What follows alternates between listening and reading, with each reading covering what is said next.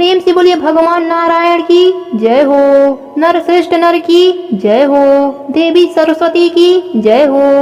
महर्षि वेद व्यास जी की जय हो। सूत जी कहते हैं, राजा अम्बरीश ने परमेष्टि ब्रह्मा के पुत्र देवर्षि नारद से पूर्णमय वैशाख मास का महात्म्य इस प्रकार पूछा। ब्राह्मण, मैंने आपसे सभी महीनों का महात्म्य सुना। उस समय आपने यह कहा था कि सब महीनों में वैशाख मास श्रेष्ठ है, इसलिए यह बताने की कृपा करें कि वैशाख मास क्यों भगवान विष्णु को प्रिय है और उस समय कौन कौन से धर्म भगवान विष्णु के लिए प्रीतिकारक है।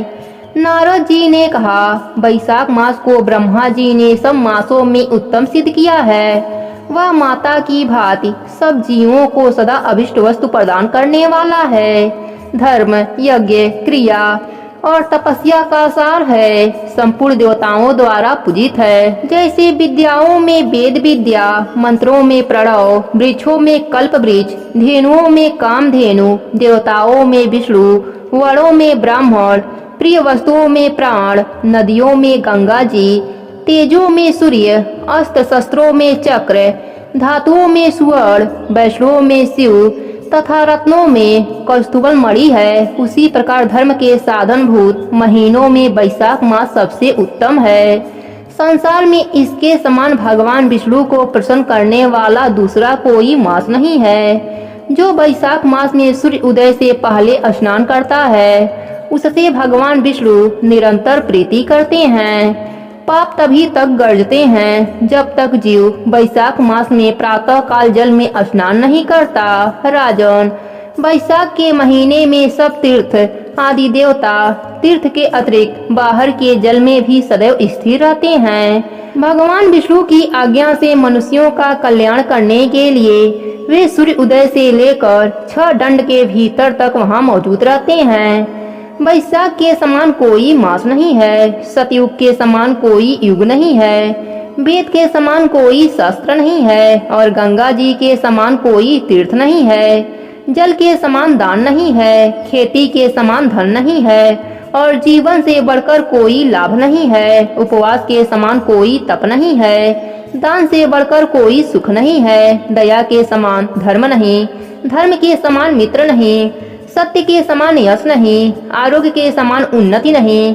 भगवान विष्णु से बढ़कर कोई रक्षक नहीं और वैशाख मास के समान संसार में कोई पवित्र मास नहीं है, ऐसा विद्वान पुरुषों का मत है।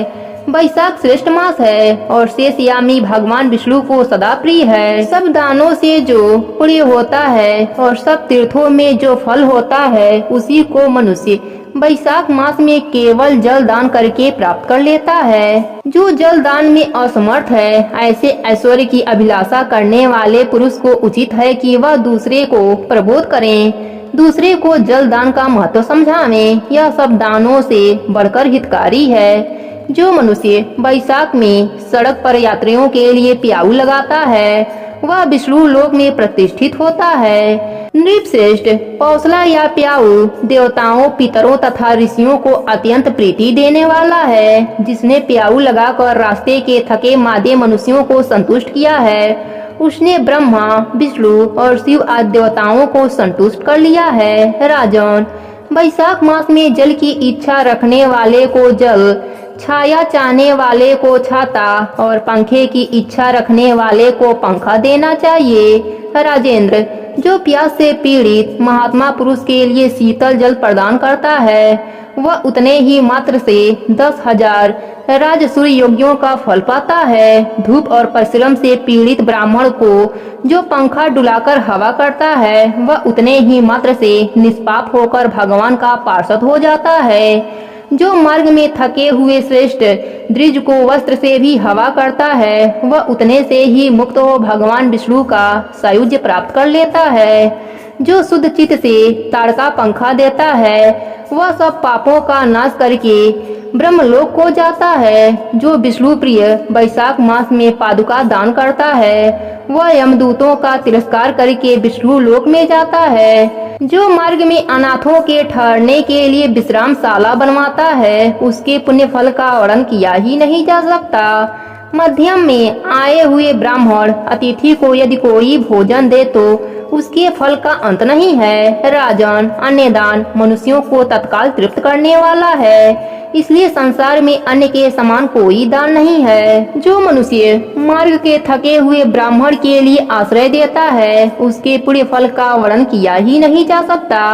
भूपाल, जो अन्नदाता है वह माता पिता आदि का भी विस्मरण कर देता है, इसलिए तीनों लोकों के निवासी अन्नदाता की ही प्रशंसा करते हैं। माता और पिता केवल जन्म के हेतु हैं, पर जो अन्न देकर पालन करता है मनीषी पुरुष, इस लोक में उसी को पिता कहते हैं। प्रेम से बोलिए विष्णु भगवान की जय हो। नारद जी कहते हैं, वैशाख मास में धूप से तपे और थके मादे ब्राह्मणों को श्रमनाशक सुखद पलंग देकर मनुष्य कभी जन्म मृत्यु आदि के कलेशों से कष्ट नहीं पाता।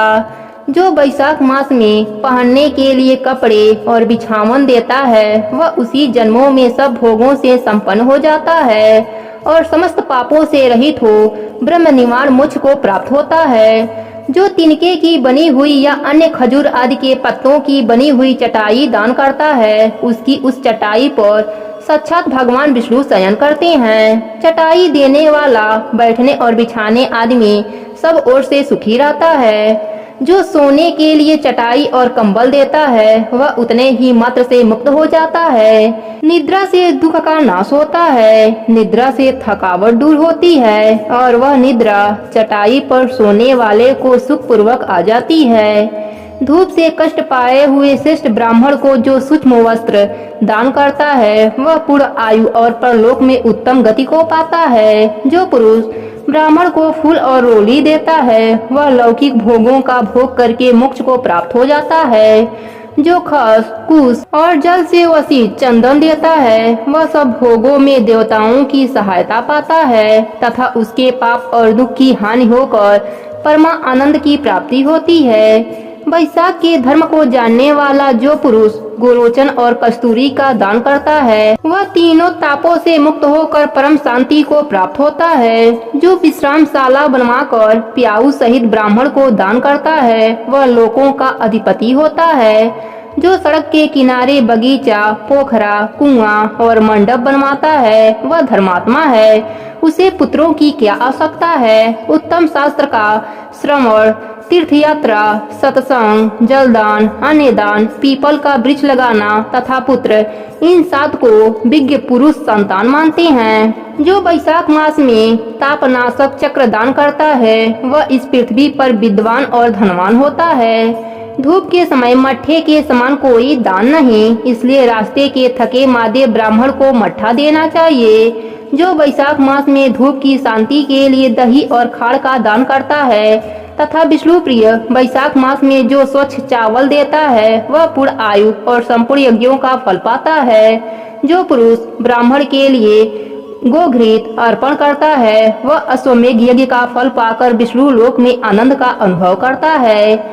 जो दिन के ताप की शांति के लिए सायं काल में ब्राह्मण को ऊख दान करता है, उसको अच्छे पुण्य प्राप्त होता है। जो वैशाख मास में शाम को ब्राह्मण के लिए फल और शरबत देता है, उससे उसके पितरों का निश्चय ही अमृत पान का अवसर मिलता है। जो वैशाख के महीने में पके हुए आम के फल के साथ शरबत देता है, उसके सारे पाप निश्चय ही नष्ट हो जाते हैं। जो वैशाख की अमावस्या को पितरों के उद्देश्य से कस्तूरी, कपूर, बेला और खस की सुगंध से वासी शरबत से भरा हुआ घड़ा दान करता है, वह 96 घड़ा दान करने का पुण्य पाता है। वैशाख मास में तेल लगाना, दिन में सोना, काशी के पात्र में भोजन करना, खाट पर सोना, घर में नहाना, निषिद्ध पदार्थ खाना, दोबारा भोजन करना तथा रात में खाना, यह 8 बातें त्याग देनी चाहिए।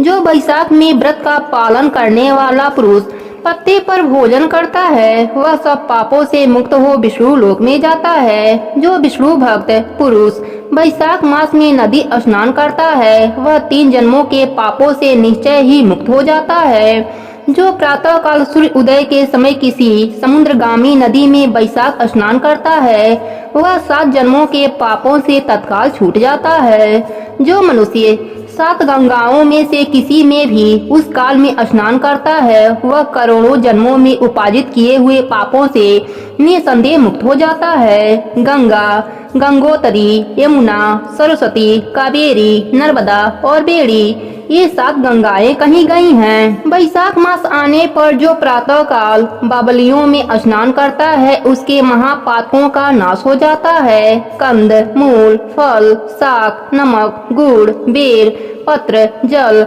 और तक्र जो भी बैसाख में दिया जाए सब अक्षय होता है। ब्रह्मा आदि देवता भी बिना दिए हुए कोई वस्तु नहीं पाते। जो दान से हीन है वह निर्धन होता है। अतः सुख की इच्छा रखने वाले पुरुष को बैसाख मास में अवश्य दान करना चाहिए। सूर्य देव के मेष राशि में स्थित होने पर भगवान विष्णु के उद्देश्य से अवश्य प्रातः काल स्नान करके भगवान विष्णु की पूजा करनी चाहिए। कोई महिरथ नाम का एक राजा था जो कामनाओं में आसक्त और अजितेंद्रिय था। वह केवल बैसाख स्नान के सुयोग से स्व वैकुंठ धाम को चला गया।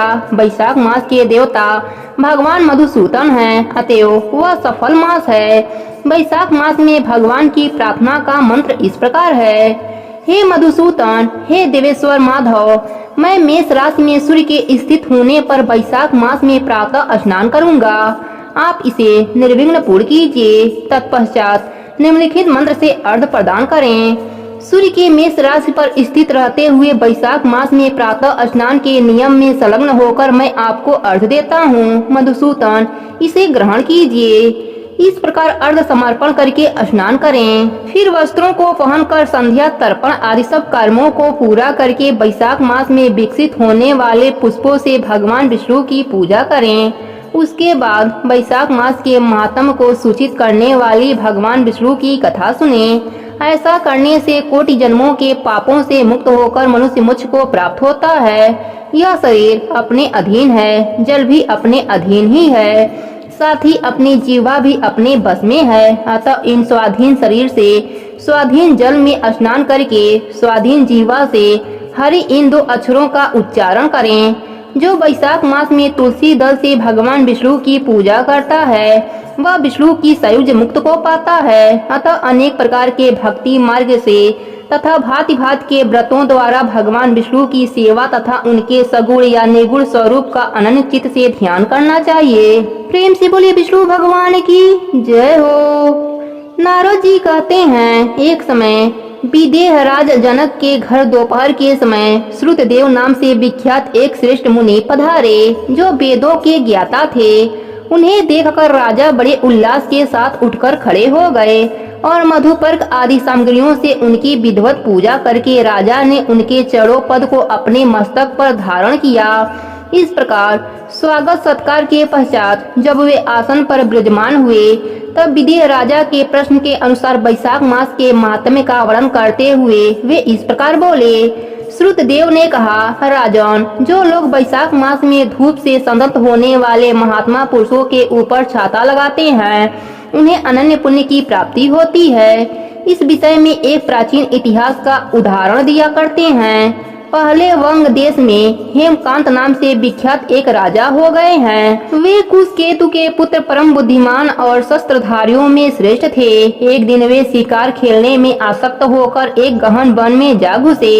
वहाँ अनेक प्रकार के मृग और वराह आदि जंतुओं को मारकर जब वे बहुत थक गए, तब दोपहर के समय मुनियों के आश्रम पर आए। उस समय आश्रम पर उत्तम व्रत का पालन करने वाले सर्ची नाम के ऋषि समाधि लगाए बैठे थे, जिन्हें बाहर के कार्यों का कुछ भी भान नहीं होता था। उन्हें निश्चल बैठा देख राजा को बड़ा क्रोध हुआ और उन्होंने उन महात्माओं को मार डालने का निश्चय किया। तब उन ऋषियों के 10,000 शिष्यों ने राजा को मना करते हुए कहा, ओ खोटी बुद्धि वाले नरेश, हमारे गुरु लोग इस समय समाधि में स्थित हैं। बाहर क्या हो रहा है इसको ये नहीं जानते, इसलिए इन पर तुम्हें क्रोध नहीं करना चाहिए। तब राजा ने क्रोध से विवल होकर शिष्यों से कहा, द्विज कुमारों, मैं मार्ग से थका मादा यहाँ आया हूँ, अतः तुम्ही लोग मेरी अतिथि करो। राजा के ऐसा कहने पर वे शिष्य बोले, हम लोग भिक्षा मांगकर खाने वाले हैं। गुरुजनों ने हमें किसी के अतिथि के लिए आज्ञा नहीं दिया है। हम सर्वथा गुरु के अधीन हैं, अतः तुम्हारा अतिथि कैसे कर सकते हैं। शिष्यों का यह कोरा उत्तर पाकर राजा ने उन्हें मारने के लिए धनुष उठाया और इस प्रकार कहा, मैंने हिंसक जीवों और लुटेरों के भय आदि से जिनकी अनेकों बार रक्षा की है, जो मेरे दिए हुए दानों पर ही फलते हैं, वे आज मुझे ही सिखलाने चले हैं। ये मुझे नहीं जानते, ये सभी कृतज्ञ और बड़े अभिमानी हैं। इन सबको मार डालने पर भी मुझे कोई दोष नहीं लगेगा। ऐसा कहकर वे कुपित हो धनुष से बाढ़ छोड़ने लगे। बेचारे शिष्य आश्रम छोड़कर भय से भाग चले। भागने पर भी हेमकांत ने उनका पीछा किया और 300 शिष्यों को मार गिराया। शिष्यों के भाग जाने पर आश्रम पर जो कुछ सामग्री थी उसे राजा के पापात्मा सैनिक ने लूट लिया। राजा के अनुमोदन से ही उन्होंने वहां इच्छा अनुसार भोजन किया। तत्पश्चात दिन बीतते गए। राजा सेना के साथ अपनी पुरी में आ गए।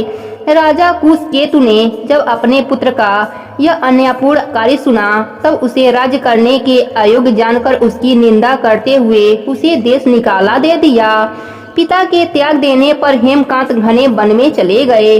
वहाँ उसने बहुत वर्षों तक निवास किया। ब्रह्म हत्या उसका सदा पीछा करती रहती थी, इसलिए वह कहीं भी स्थिर पूर्वक रह नहीं पाता था। इस प्रकार उस दुष्टात्मा के 28 वर्ष व्यतीत हो गए। एक दिन वैशाख मास में जब दोपहर का समय हो रहा था, महामुनि तीर्थ यात्रा के प्रसंग से उस वन में आए। वे धूप से अत्यंत संतप्त और तृष्णा से बहुत पीड़ित थे, इसलिए किसी वृक्षहीन प्रदेश में मूर्छित होकर गिर पड़े। दयोग से हेमकांत उधर से आ निकला। उसने मुनि को प्यास से पीड़ित, मूर्छित और थका मादा देख उस पर बड़ी दया आई। उसने पलाश के पत्तों से छत्र बनाकर उनके ऊपर आई हुई धूप का निवारण किया। वह स्वयं मुनि के मस्तक पर छाता लगाए खड़ा हुआ और तुम्बी में रखा हुआ जल उसके मुंह में डाला।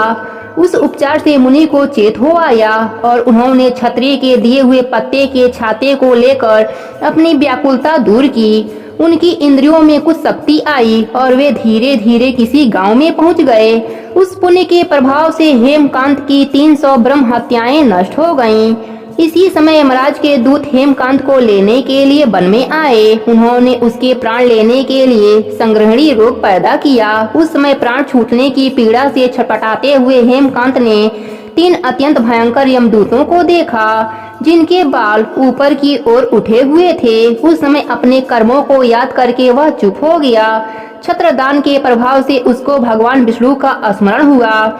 उसके स्मरण करने पर भगवान महाविष्णु ने विष्कसेन से कहा, तुम शीघ्र जाओ, यमदूतों को रोको, हेमकांत की रक्षा करो। अब वह निष्पाप एवं मेरा भक्त हो गया है। उसे नगर में ले जाकर उसके पिता को सौंप दो। साथ ही मेरे कहने से कुशकेतु को यह समझाओ कि तुम्हारे पुत्र ने अपराधी होने पर वैशाख मास में छत्रदान करके एक मुनि की रक्षा की है, अतः वह पाप रहित हो गया है। इस पुण्य के प्रभाव से वह मन और इंद्रियों को अपने बस में रखने वाला, दीर्घायु, शूरता और उदारता आदि गुणों से युक्त तथा तुम्हारे समान गुणवान हो गया है। इसलिए अपने इस महाबली पुत्र को तुम राज्य का भार संभालने के लिए नियुक्त करो। भगवान विष्णु ने तुम्हें ऐसी आज्ञा दी है। इस प्रकार राजा को आदेश देकर हेमकांत को उसके अधीन करके यहाँ लौट आओ। भगवान विष्णु का यह आदेश पाकर महाबली निष्कमसेन ने हेमकांत के पास आकर यमदूतों को रोका और अपने कल्याणमय हाथों से उसके सब अंगों से स्पर्श किया। भगवत भक्त के स्पर्श से हेमकांत की सारी व्याधि क्षण भर में दूर हो गई। तदंतर विष्कसेन उसके साथ राजा की पुरी में गए। उन्हें देखकर महाराज कुशकेतु ने आश्चर्ययुक्त हो भक्ति पूर्वक नतमस्तक होकर पृथ्वी पर साष्टांग प्रणाम किया और भगवान के पार्षद का अपने घर में प्रवेश कराया। वहाँ नाना प्रकार के स्तोत्रों से उनकी स्तुति तथा वैभवों से उनका पूजन किया।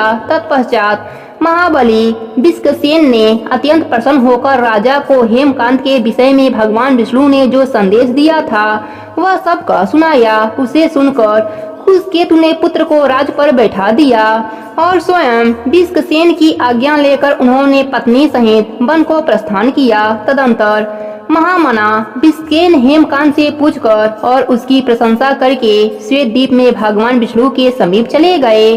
तब से राजा हेमकांत वैशाख मास में बताए हुए भगवान की प्रशंसा को बढ़ाने वाले शुभ धर्मों का प्रतिवर्ष पालन करने लगे।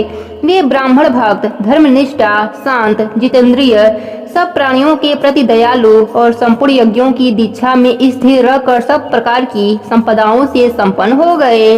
उन्होंने पुत्र पौत्र आदि के साथ समस्त भोगों का उपभोग करके भगवान विष्णु का लोक प्राप्त किया। वैशाख सुख से साध्य अतिशय पुण्य प्रदान करने वाला है। पाप रूपी ईंधन को अग्नि की भांत जलाने वाला, परम सुलभ तथा धर्म अर्थ काम मोक्ष चारों पुरुषार्थों को देने वाला है। प्रेम से बोले विष्णु भगवान की जय हो। मिथिलापति ने पूछा, ब्राह्मण, जब वैशाख मास के धर्म अतिशय सुलभ पुण्य राशि प्रदान करने वाले भगवान विष्णु के लिए प्रीतिकारक, चारों पुरुषार्थों की तत्काल सिद्धि करने वाले सनातन और वेदोक्त है, तब संसार में उनकी प्रसिद्धि कैसे नहीं है। श्रुतदेव जी ने कहा, राजन, इस पृथ्वी पर लौकिक कामना रखने वाले ही मनुष्य अधीन हैं। उनमें से कुछ राजस और कुछ तामस हैं। वे लोग इन संसार के भोगों तथा पुत्र पौत्र आदि संपदाओं की ही अभिलाषा रखते हैं। कहीं किसी प्रकार कभी बड़ी कठिनाइयों से कोई एक मनुष्य ऐसा मिलता है जो स्वर्ग लोक के लिए प्रयत्न करता है, और इसलिए वह यज्ञ आदि पुण्य कर्मों का अनुष्ठान बड़े प्रयत्न के साथ करता है, परंतु मोक्ष की उपासना प्रायः कोई नहीं करता। तुच्छ आशाएं लेकर बहुत से कर्मों का आयोजन करने वाले लोग प्रायः काम्य कर्मों में ही उपासक हैं। यही कारण है कि संसार में राजस और तामस धर्म अधिक विख्यात हो गए, परंतु सात्विक धर्मों की प्रसिद्धि नहीं हुई। ये सात्विक धर्म भगवान विष्णु को प्रसन्न करने वाले हैं, निष्काम भाव से किए जाते हैं और इहलोक तथा परलोक में सुख प्रदान करते हैं। देव माया से मोहित होने के कारण मूढ़ मनुष्य इन धर्मों को जानते ही नहीं हैं। पूर्व काल की बात है, काशीपुरी में कीर्तिमान नाम से विख्यात एक चक्रवर्ती राजा थे। वे इच्छा कुश वंश के भूषण तथा महाराज नृग के पुत्र थे। संसार में उनका बड़ा यश था। वे अपनी इंद्रियों पर और क्रोध पर विजय पा चुके थे। ब्राह्मणों के प्रति उनके मन में बड़ी भक्ति थी। राजाओं में उनका स्थान बहुत ऊंचा था। एक दिन वे मृगया के आसक्त होकर महर्षि वशिष्ठ के आश्रम पर आए। वैशाख की चिलचिलाती हुई धूप में यात्रा करते हुए राजा ने मार्ग में देखा, महात्मा वशिष्ठ के शिष्य जगह जगह अनेक प्रकार के कार्यों में विशेष तत्परता के साथ संलग्न थे। वे कहीं पौसला बनाते थे और कहीं छाया मंडल, किनारे पर झरनों के जल को रोककर स्वच्छ बावली बनाते थे। कहीं वृक्षों के नीचे बैठे हुए लोगों को पंखा डुलाकर हवा करते थे। कहीं ऊख देते, कहीं सुगंधित प्रसाद भेंट करते और कहीं फल देते थे। दोपहरी में लोगों को छाता देते और संध्या के समय शरबत। कोई शिष्य घनी छाया वाले वन में झाड़ बुहार कर साफ किए हुए आश्रम के प्रांगणों में हितकारक बालुका बिछाते थे और कुछ लोग वृक्षों की शाखा में झूला लटकाते थे। उन्हें देखकर राजा ने पूछा, आप लोग कौन हैं? उन्होंने उत्तर दिया, हम लोग महर्षि वशिष्ठ के शिष्य हैं। राजा ने पूछा, यह सब क्या हो रहा है? वे बोले, यह वैशाख मास में कर्तव्य रूप में बताए गए धर्म हैं, जो धर्म, अर्थ, काम, मोक्ष चारों पुरुषार्थों के साधक हैं। हम लोग गुरुदेव वशिष्ठ की आज्ञा से इन धर्मों का पालन करते हैं। राजा ने पुनः पूछा, इनके अनुष्ठान से मनुष्यों को कौन सा फल मिलता है? किस देवता की प्रशंसा होती है? उन्होंने उत्तर दिया, हमें इस समय यह बताने के लिए अवकाश नहीं है। आप गुरु जी से ही यथोचित प्रश्न कीजिए। वे महायशस्वी महर्षि इन धर्मों को यथार्थ रूप में जानते हैं। शिष्यों से ऐसा उत्तर पाकर राजा शीघ्र महर्षि वशिष्ठ के पास पवित्र आश्रम पर, जो विद्या और योग शक्ति से संपन्न था, वहाँ गए। राजा को आते देख महर्षि वशिष्ठ मन ही मन बड़े प्रसन्न हुए। उन्होंने सेवकों सहित महात्मा राजा का विधि पूर्वक अतिथि सत्कार किया। जब वे आराम से बैठ गए, तब गुरु वशिष्ठ से प्रशंसा पूर्वक बोले, भगवान, मैंने मार्ग में आपके शिष्यों द्वारा परम आश्चर्यमय शुभ कर्मों का अनुष्ठान होते देखा है, किंतु उसके संबंध में जब प्रश्न किया, तब उन्होंने दूसरी कोई बात न बताकर आपके पास जाने की आज्ञा दी। उनकी आज्ञा के अनुसार मैं इस समय आपके समीप आया हूँ। मेरे मन में उन धर्मों को सुनने की बड़ी इच्छा है, अतः आप मुझसे उनका वर्णन करें। तब महायशस्वी वशिष्ठ जी ने प्रशंसा पूर्वक कहा, राजन, तुम्हारी बुद्धि को उत्तम शिक्षा मिली है। अतः उसने यह उत्तम निश्चय किया है, भगवान विष्णु की कथा के श्रवण और भगवत कर्मों के अनुष्ठान में जो तुम्हारी बुद्धि की अध्यंती प्रविष्टि हुई है, यह तुम्हारे किसी पुण्य का ही फल है, जिसने वैशाख मास में बताए हुए महाधर्मों के द्वारा भगवान श्री हरि की आराधना की है। उसके उन धर्मों से भगवान बहुत संतुष्ट होते और उन्हें मनोवांछित वस्तु प्रदान करते हैं। संपूर्ण जगत के स्वामी भगवान लक्ष्मीपति समस्त पाप राशि का विनाश करने वाले हैं। वे सूक्ष्म धर्मों से प्रसन्न होते हैं, केवल परिश्रम और धन से नहीं।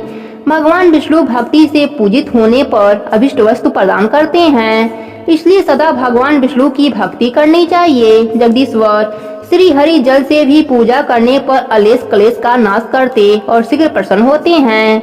वैशाख मास में बताए हुए ये धर्म थोड़े से परिश्रम द्वारा साध्य होने पर भी भगवान विष्णु के लिए प्रीतिकारक एवं शुभ होने के कारण अधिक व्यय से सिद्ध होने वाले बड़े बड़े अज्ञानी कर्मों का भी तिरस्कार करने वाले हैं। अतः भोपाल, तुम भी वैशाख मास में बताए हुए धर्मों का पालन करो और तुम्हारे राज्य में निवास करने वाले अन्य सब लोगों से भी उन कल्याणकारी धर्मों का पालन कराओ।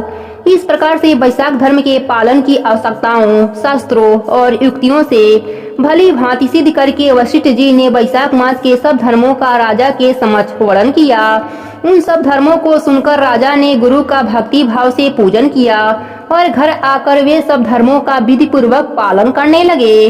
देवाधिदेव भगवान विष्णु में भक्ति रखते हुए राजा कीर्तिमान देवेश्वर पद्मनाभ के अतिरिक्त और किसी देवता को नहीं देखते थे। उन्होंने हाथी की पीठ पर नगाड़ा रखकर सिपाहियों से अपने राज्य भर में ढिढोरे की चोट पर यह घोषणा करा दी कि मेरे राज्य में जो 8 वर्ष से अधिक की आयु वाला मनुष्य है, उसकी आयु जब तक 80 वर्ष की न हो जाए तब तक मेष राशि में सूर्य के स्थित होने पर यदि वह प्रातः काल स्नान नहीं करेगा तो मेरे द्वारा दंडनीय, वध्य तथा राज्य से निकाल देने योग्य समझा जाएगा। यह मेरा निश्चय आदेश है। पिता, पुत्र, पत्नी अथवा सुहृद जो कोई भी वैशाख धर्म का पालन नहीं करेगा, वह चोर की भांति दंड का पात्र समझा जाएगा। प्रातः काल शुभ जल में स्नान करके श्रेष्ठ ब्राह्मणों को दान करना चाहिए। तुम सब लोग अपनी शक्ति के अनुसार कौशला और दान आदि धर्मों का आचरण करो। राजा कीर्तिमान ने प्रत्येक ग्राम में धर्म का उपदेश करने वाले एक एक ब्राह्मण को बसाया। 5-5 गांवों पर एक एक ऐसे अधिकारी की नियुक्त की जो धर्म का त्याग करने वाले लोगों को दंड दे सके। उस अधिकारी की सेवा में 10-10 घुड़सवार रहते थे। इस प्रकार चक्रवर्ती नरेश के शासन से सर्वत्र और सब देशों में यह धर्म का पौधा प्रारंभ हुआ और आगे चलकर खूब बढ़े हुए वृक्ष के रूप में परिणित हो गया। उस राजा के राज्य में जो लोग मर जाते थे वे भगवान विष्णु के धाम को जाते थे। वहाँ के मनुष्यों को विष्णु लोक की प्राप्ति निश्चय थी। एक बार भी वैशाख स्नान कर लेने से मनुष्य यमराज के पास नहीं जाता। अपने धर्म अनुकूल कर्म में स्थिर हुए सब लोगों के विष्णु लोक में चले जाने से यमपुरी के सब नरक खाली हो गए। वहाँ एक भी पापी प्राणी नहीं रह गया। वैशाख मास के प्रभाव से यमपुरी के मार्ग की यात्रा भी बंद हो गई। सब मनुष्य दिव्य आकृति धारण करके भगवान के धाम में जाने लगे। देवताओं के जो लोक हैं वे सब भी शून्य हो गए। स्वर्ग और नरक दोनों के शून्य हो जाने पर एक दिन नारद जी ने धर्मराज जी के पास जाकर कहा, धर्मराज, आपके इस नरक में अब पहले जैसा कोलाहल नहीं सुनाई पड़ता। पहले की भांति पाप कर्मों का लेखा भी नहीं लिखा जा रहा है। चित्रगुप्त जी तो ऐसे मौन भाव से बैठे हुए हैं जैसे कोई मुनि हो। महाराज, इसका कारण तो बताइए। प्रेम से बोली विष्णु भगवान की जय हो।